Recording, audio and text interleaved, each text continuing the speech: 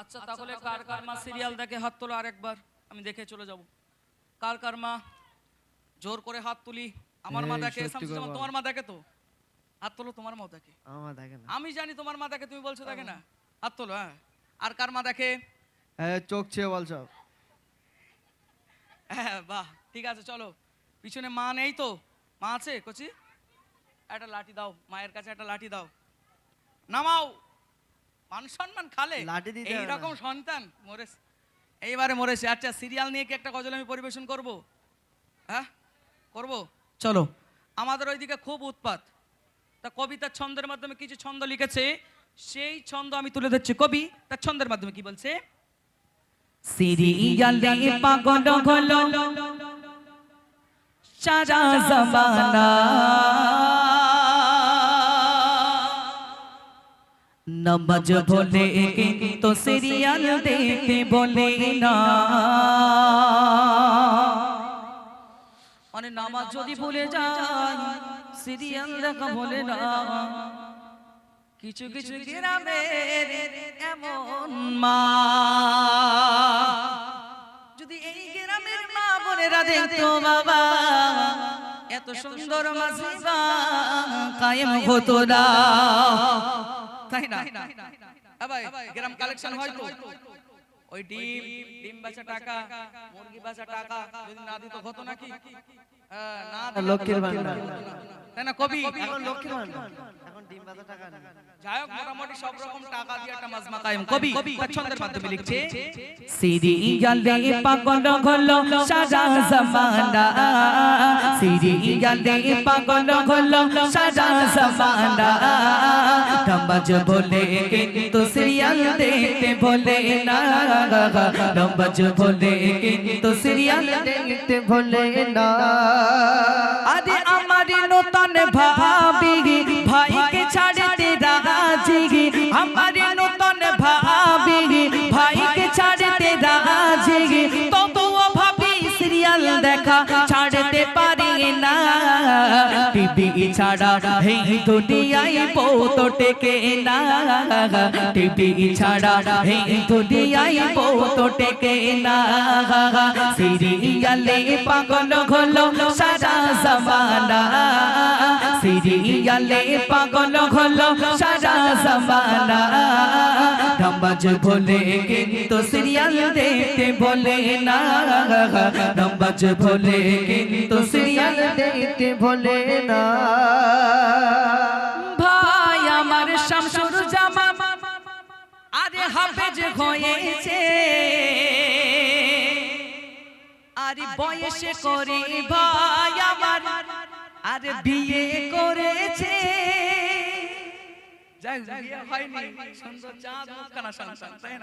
বিয়ে হয়নি একটা এক্সাম্পল স্বরূপ বলছি। ভাই আমার শামসুর জামান হাফেজ হয়েছে, বয়সে করে ভাই আমার বিয়ে করেছে।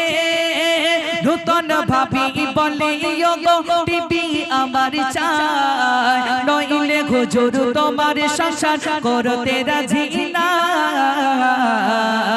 ভেবে ইয়ারে পারি না ভাই কি ঘবি ও পায়, ভেবে ইয়ারে পাই না রে ভাই কি ঘবি ও পায়। এটা যদি চলে যায় পাবো কি আবার, এটা যদি চলে যায় পাবো কি আবার। এখন মোটামুটি আর টিভি লাগে না, টিভি এইসব আছে প্রত্যেক ঘরে ঘরে টিভি। মানে রিচার্জ করতে হয় মাসে ১,৫০০ টাকা, রিচার্জ করতে হয় ১,৫০০ টাকা, সংসার চালাবে কি? আর শাড়ি আনতে ওদিকে আরো ৫,০০০ চলে গেল, খাওয়া দাওয়া তো জমের বই, তাই না? ততরূপ এবারে কিছু ভাবি সন্তান যখন হয়, চেপে দিয়েছো? সন্তান যখন হয়, আচ্ছা কারোর ধর সন্তান হলো, কর্তব্য নাম রাখার কার? কর্তব্য কার? কিয়ামতের ময়দানে হিসেব দিতে হবে কার? বাপের। কিয়ামতের ময়দানে সন্তানের নামের জন্য এবং সন্তানের জন্য হিসাব দিতে হবে আব্বাকে। তাহলে নাম রাখছে ফুবু, খালা, মানে তার আগের পোস্টের মানুষ। অবশ্যই নাম রাখুক, তার একটা মনের আশা থাকে এই নাতিকে আমি নাম রাখবো। নাম রাখুক, কোনো আপত্তি নেই, কিন্তু নামটা দেখতে হবে যে কি ব্যাখ্যাটা আসছে ওর। তাই না? এমন কিছু নাম আছে, যদি এখন মনে করে যে কোরআন শরীফে শয়তান আছে, তাহলে কি মানে সন্তানের নাম শয়তান রাখবে? কোরআন শরীফে তো এসছে, তাই না? ততরূপ আমাদের একটু ভেবে চিনতে দেখতে হবে যে এই নামের ব্যাখ্যাটা কি আসছে। ইমাম সাহেব আছে, হুজুর একটু বলে দেন এই নামের ব্যাখ্যাটা কি আসছে।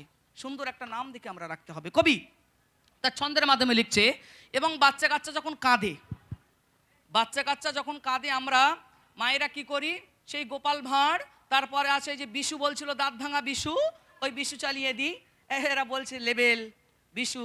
আচ্ছা দেখেন, একজন ছোট্ট করে একটা কথা বলবো, আমি একটা কথা বলছি।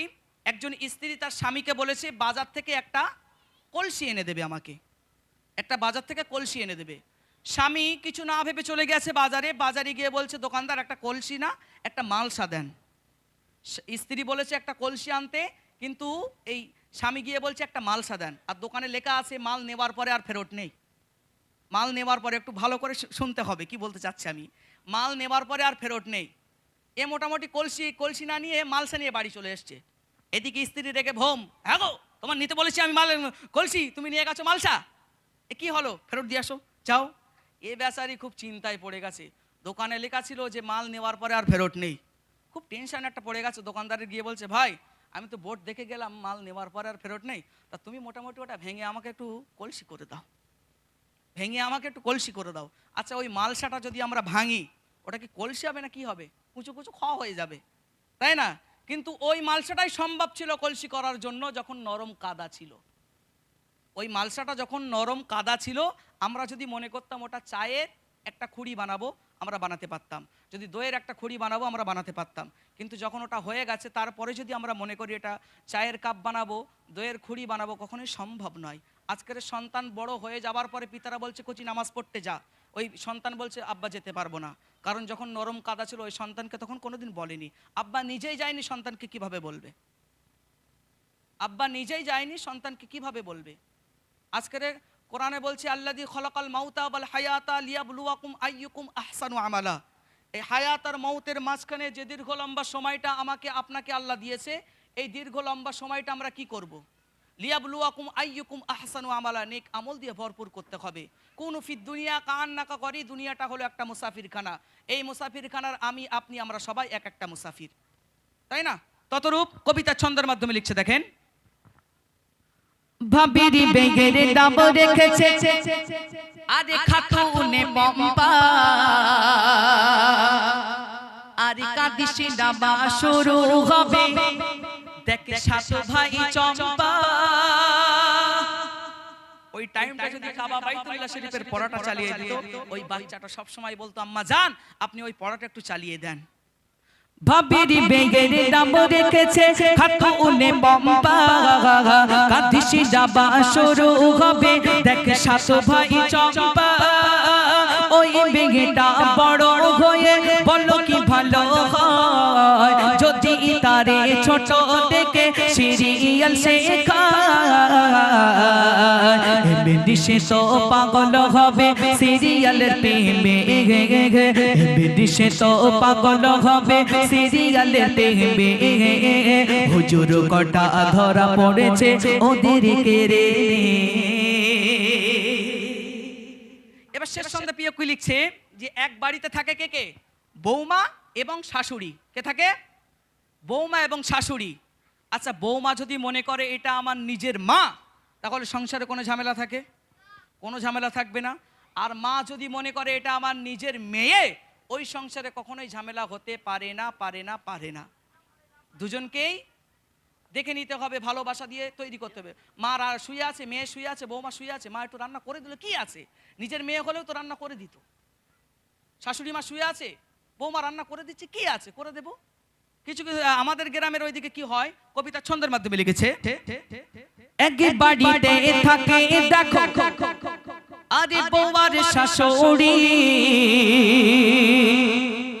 বউ যদি গয়সা বাড়ি শাশুড়ি হয় বেজি।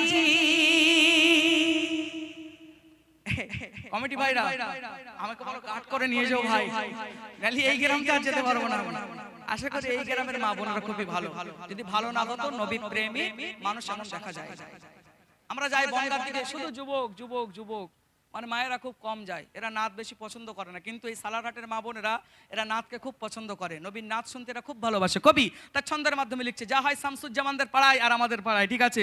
কবি তার ছন্দের মাধ্যমে লিখছে, এক বাড়িতে থাকে দেখো বউর শাশুড়ি, বউ যদি হয় সাপারি শাশুড়ি হয় বেজি, বউ সেজেছে কিরণমালা শাশুড়ি কটকটি, বউ সেজেছে কিরণমালা শাশুড়ি কটকটি, বউ তুলেছে মুড়ো ঝাঁটা শাশুড়ি নেই লাঠি,